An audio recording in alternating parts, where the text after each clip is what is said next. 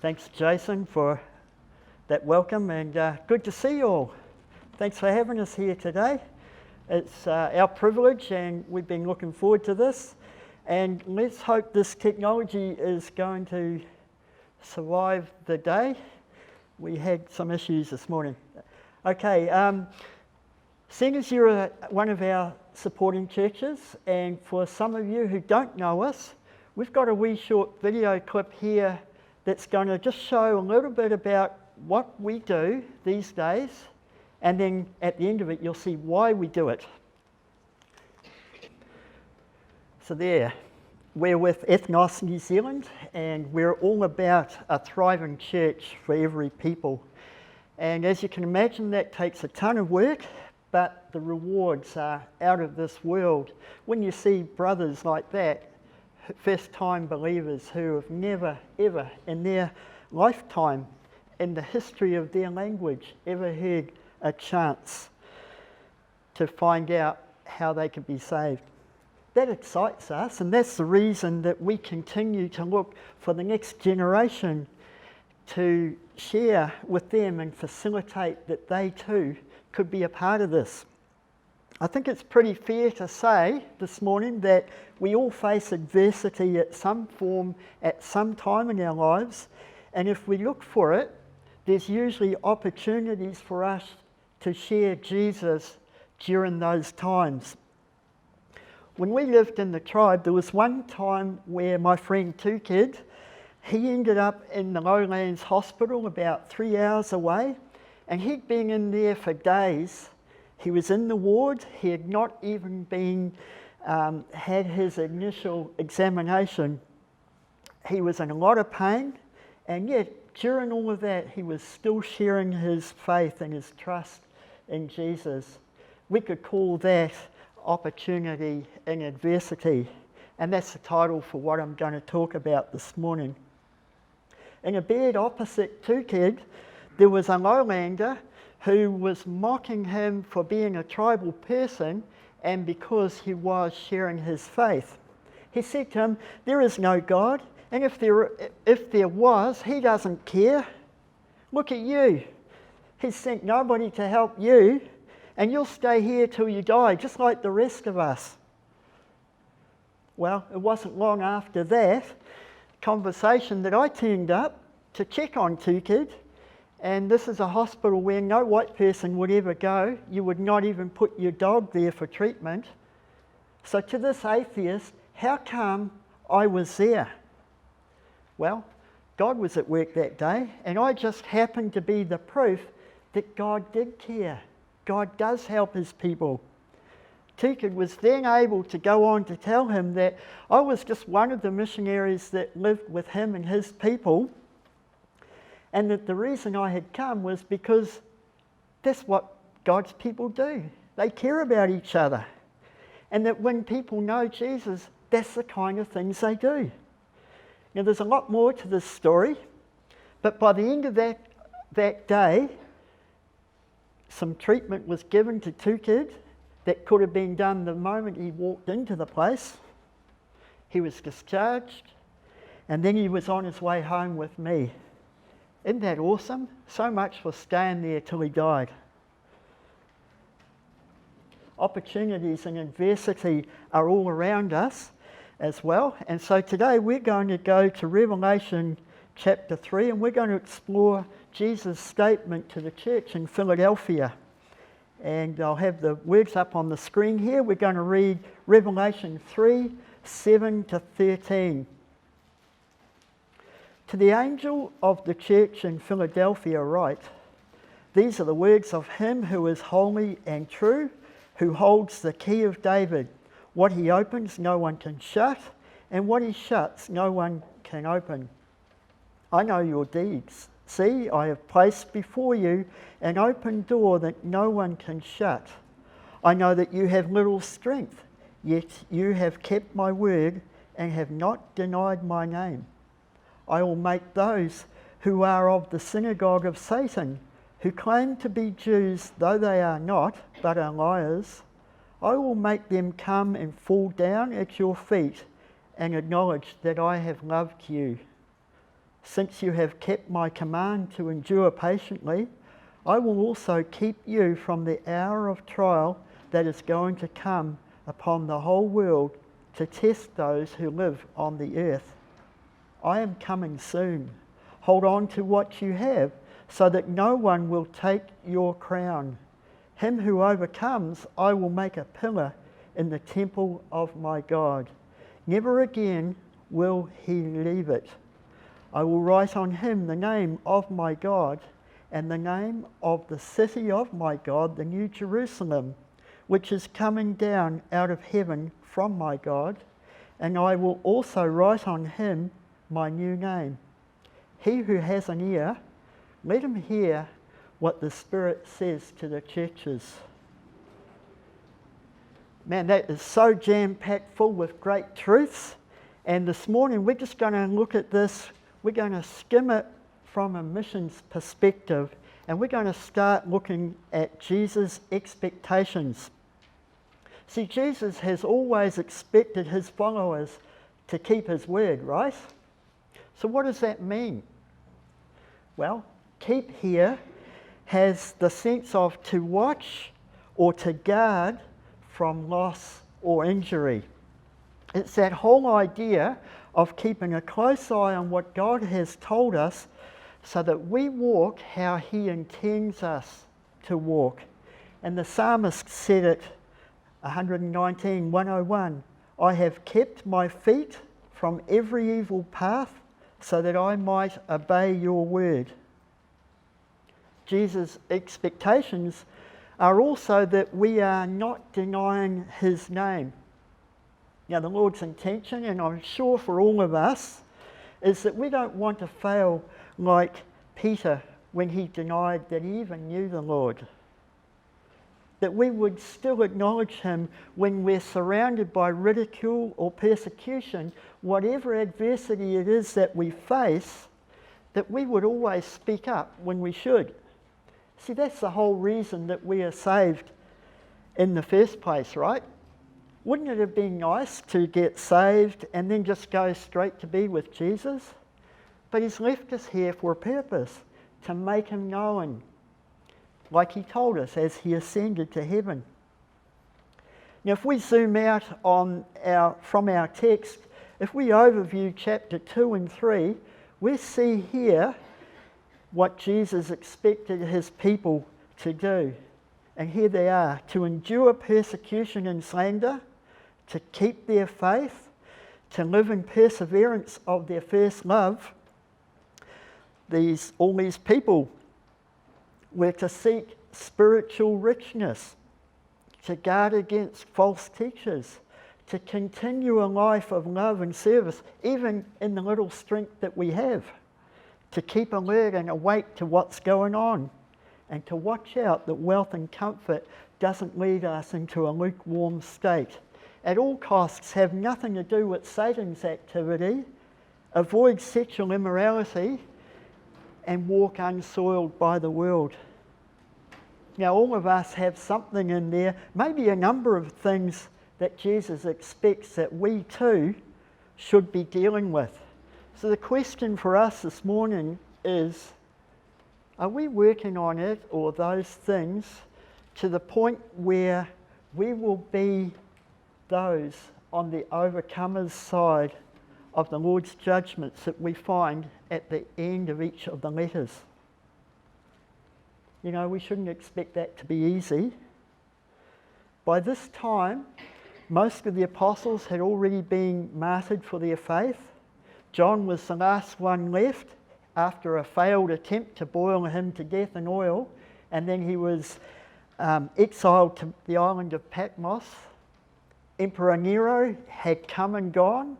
He had led his night garden parties by burning Christians as human torches. After him, two more emperors, Domitian and Trajan. They killed many Christians, some of them at the teeth of lions. The Church of Smyrna, one of these 7 churches here, that wears the badge as the persecuted church. And Jesus said in Revelation 2:9 and 10 that he knew of their afflictions and their poverty and slander, past, and yet still future, there would be suffering, imprisonment, and a period of persecution to the point of death. About 20 years after the circulation of these letters, Emperor Adrian came along and he killed 10,000 Christians during his 21 years in power, ending AD 138. So here we have Nero, Domitian, Trajan, Adrian. They all had their mark on the first 100 years of Christianity. But the Lord still grew his church. Quoting from Fox's book of Martyrs, the church was now deeply rooted in the doctrine of the apostles and watered abundantly with the blood of the saints. Sound like adversity? Amidst all of this, in God's sovereign purposes, he actually only allowed minor persecution for the Philadelphian church. They weren't so much dragged off to the lions. Theirs was more that subtle opposition, that religious pressure of those who are of the synagogue of Satan, who claim to be Jews, though they are not, but are liars. You know, that's not too different to where we find ourselves here in New Zealand today. Our persecution's not like some other countries where Christians are tortured and killed for their faith. Ours is more that persecution of ridicule, real enough, like the Warkworth baker standing on her Christian principles, or costing Israel Folau his career in rugby because of making known what the Bible says. So it's there all right. And it's not just persecution or ridicule either. Adversity can include things like what we're sort of come through now, COVID-19. Or what about two kids' time in hospital? Whatever we face, the Lord has expectations of his people to keep his word and not deny his name. Amidst adversity, there's usually open doors of opportunity, and in Revelation 3:8, Jesus said to the Philadelphian church, "See, I've placed before you an open door." The church in Philadelphia was in a city of commercial importance, and it was also a gateway to the Roman province of Asia. So geographically and spiritually, Jesus had given the Philadelphian church an open door opportunity to make him known. And like we saw, they had not denied his name. So this is implying they were not keeping the gospel to themselves.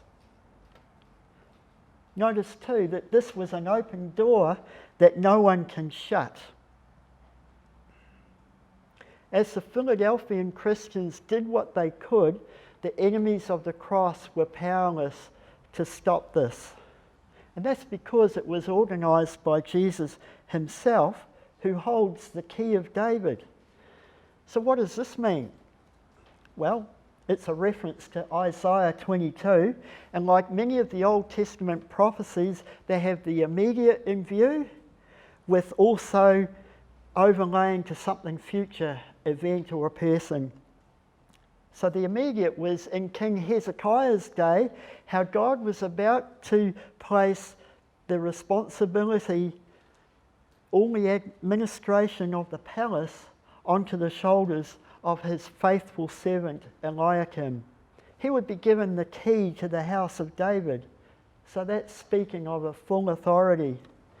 And when we look at the future overlay, the greater Eliakim, Jesus, would be given more than just the key to the house or the palace of David. His is the authority, signified by everything that David points forward to, a complete future kingdom. Everything.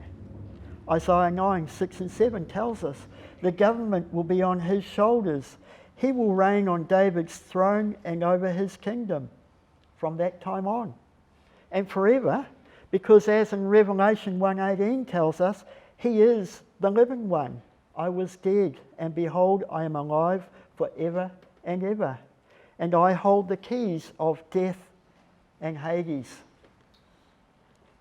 It was because Jesus is the one who will build his church, Matthew 16:18, that what he opens, no one can shut, and what he shuts, no one can open.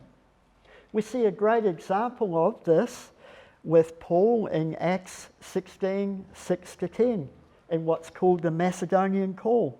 Paul was planning to enter Bithynia, but the Spirit of Jesus would not allow them to. That's a shut door. Some nights later, Paul had a vision of a man of Macedonia standing and begging him, "Come over to Macedonia and help us." Sound like an open door? Something else that we should understand as we look at the Church of Philadelphia, in God's creative way of teaching us, it's actually a preview of the era of church history known as the Great Century of Missions. Actually, if we string all these 7 churches together, each with their own individual characteristics, it gives us a complete panorama of Christian history from beginning to end. On the church history timeline, the church at Ephesus, that represents the kick-off of the church, the apostolic era. Smyrna represents the period of bitter persecution that followed. The church in Pergamum, that is the mixed elevation that happened with church and state beginning under Constantine in AD 313. Thyatira is next, and that represents the Dark Ages from 476 to 1453. Sardis comes through as the Reformation under Luther from 1517 onwards. And Philadelphia, like was said before, pictures the great century of missions beyond the second half of the 1700s. And then lastly, Laodicea follows on from that into our times, the church of the last days. Don't you love how God can have individual messages to each church that then folds out through 2,000 years of history? Does that sound like our God? That's an open door opportunities for the Philadelphian church. Like I said, previews the great century of missions. This kicked off with William Carey, known as the father of modern missions to India, in 1793, with his famous quote, "Expect great things from God, attempt great things for God." 1813 was Adoniram Judson to Burma. A year later, Samuel Marsden to New Zealand, 1814, beginning with his famous Christmas Day sermon. David Livingstone to Africa around 1840. Hudson Taylor to China, 1854. And there is many, many more less known missionaries that were part of an explosion of global missions during the colonial era. Our century looks a little bit different to that. There's many countries now that are closed to missions. Also, we are in a period that's characterised as the lukewarm church, with many that are not really that interested in missions, nor realising the very essence of being a Christian is that we are sharing our faith. There's still open doors today.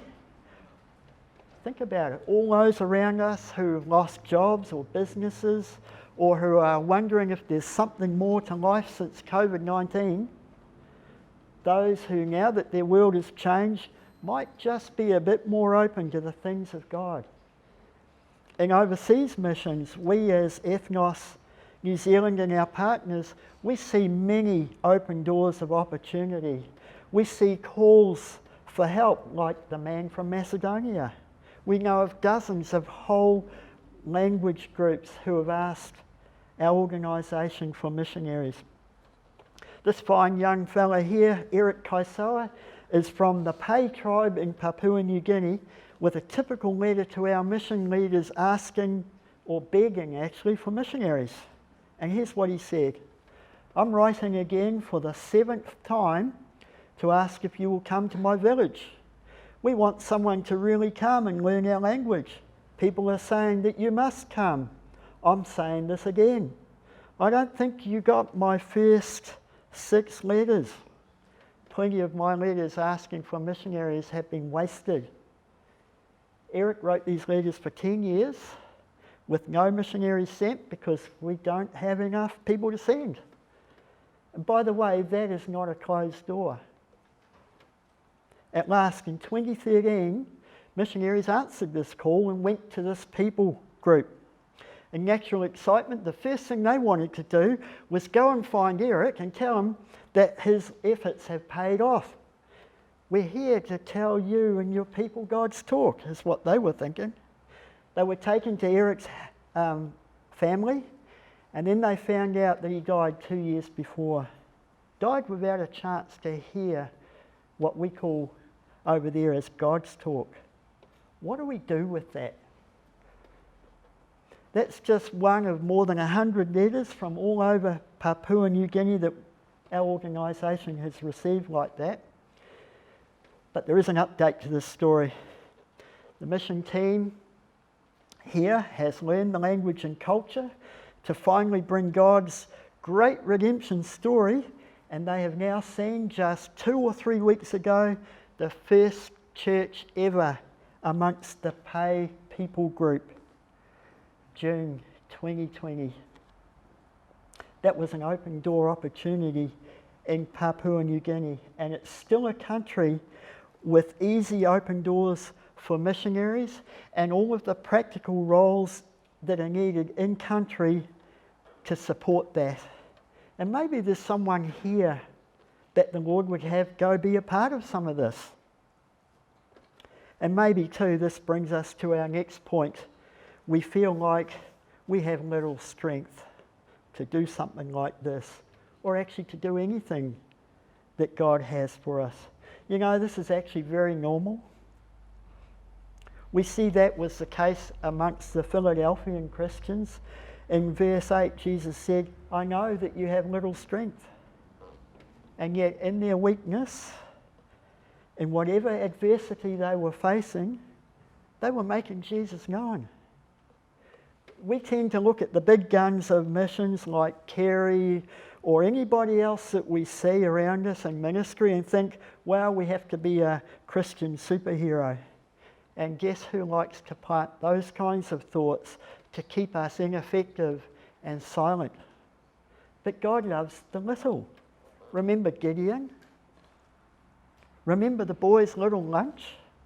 And then at the hand of Jesus it fed 5,000? When we are little, that's when God's magnified. He's not looking for the strong, the self-reliant, or the smartest ones to do his work. And Paul reminded the Corinthian believers of this, that God chooses to use the foolish things of the world, the weak and the lowly. 1 Corinthians 1, 27, 28. Back in our jungle days, I wasn't the Bible teacher. I wasn't the translator. Our co-workers did all of that. Our roles were practical roles to keep our team living in a location like that, such an isolated place. There was many times that I felt foolish, weak and lowly, and like my opening story, just trying to get help for Tuki. And yet just because I was there, I became a part of what God was doing, and I didn't even know it. Maybe we feel little strength spiritually, physically, or maybe even financially now because of the effects of COVID-19. But any of this can be a good thing because then it becomes about trusting Jesus and not ourselves. The big network of missions is made up by many of little strength. Elderly widows make up a significant amount of those who financially support us, our missionaries, and those who pray for us. As we travel around, we find those often who say to us, I pray for you most days. We have a young woman who's wheelchair bound. She loves to write, and she's contributing her talents into our Books for Confidence program. Now we have some cards for this on the table. This is for writers, for illustrators, for editors working from home here in New Zealand who can directly help our tribal people grow.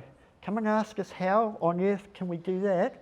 And I have permission to share that Abby Baines has, in the process of writing her second book for us, been translated into Tok Pisin, and we can tell you more about that. Something from here.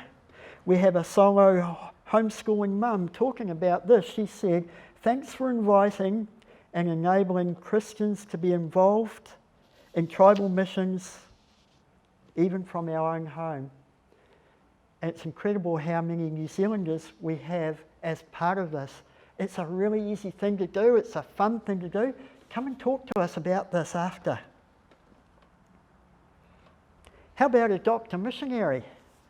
Get to know them, who they are, what they do, and then how to pray for them. Or even adopt a tribe. Follow the progress of reaching a people group like the Pei tribe. The survey process at the start, the house building, the moving time, the language and culture study, creating a written language for them, teaching them first time literacy, and then teaching the Bible, translating it. There are so many little ways that we can be a part of and a blessing in what God is doing around the world. The challenges post-COVID-19, that doesn't have to stop us. You can register for our international magazine on the table that would help equip you as you think and pray through some of these things. In the little strength that the Philadelphian believers served the Lord, notice the promises and rewards that Jesus closes with in the letter. In verse 10, there is the protection, the keeping in the coming hour of trial. In verse 11, there's a crown. And then in verse 12, there is a pillar in the temple of God. You remember when Moses was given the plans for setting up the temple and the system of worship? Hebrews 8:5 tells us that the priests served at a sanctuary that is a copy and shadow of what is in heaven. And here in Revelation, we are now seeing the heavenly original. These pillars are symbolic, just like Galatians 2:9, how Paul referred to Peter, James, and John as the pillars of the church. So what this is all about is describing and recognizing a place of special service and honor in the heavenly temple. And notice in verse 12, who is in view? It's to him who overcomes. In the context of this letter, this is referring to those who have patiently endured in not denying his name. This is talking about evangelism, witnessing, discipleship, outreach, missions, anything that supports that or is connected to it, living and doing what it takes to see others come to know Christ and to worship him.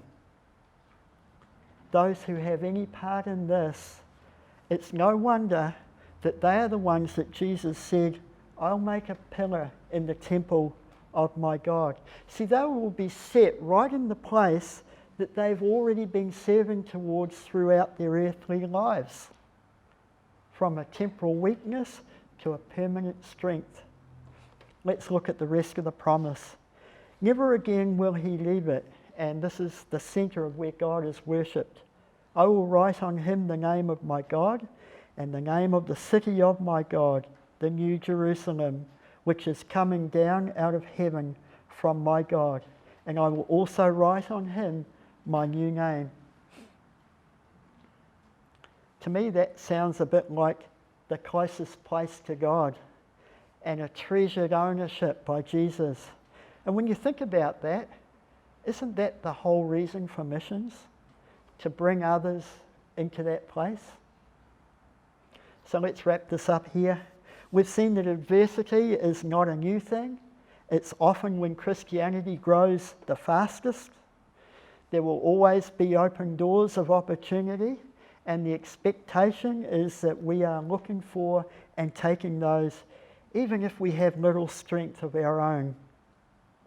If we find that that's not really us, you know, we have a gracious God that we can come to, we can ask forgiveness, and we can ask for help in this. If we are weary with little strength because the fight has been long, we have a master who said, "Come to me, all you who are weary and burdened, and I will give you rest." Matthew 11:28. And all that we've looked at this morning, let's be he who has an ear. Let him hear what the Spirit says to the churches and follow that above anything else. Okay, to close off, I'm going to show you an open door opportunity to explore missions. This is designed for young people, but also for the rest of us, how we can pray for the young people who are exploring this. It's our interface program. We hold it each year in New Guinea, and we should be there right now, but COVID messed that up for this year. Had we been there this year, we would have Holly Baines with us. So when she talks about this, this is what, Lord willing, she will go to next year. Chance to experience what cross-cultural church planting is all about, and a chance for everybody else to pray for us and those who go as we do this. Thanks.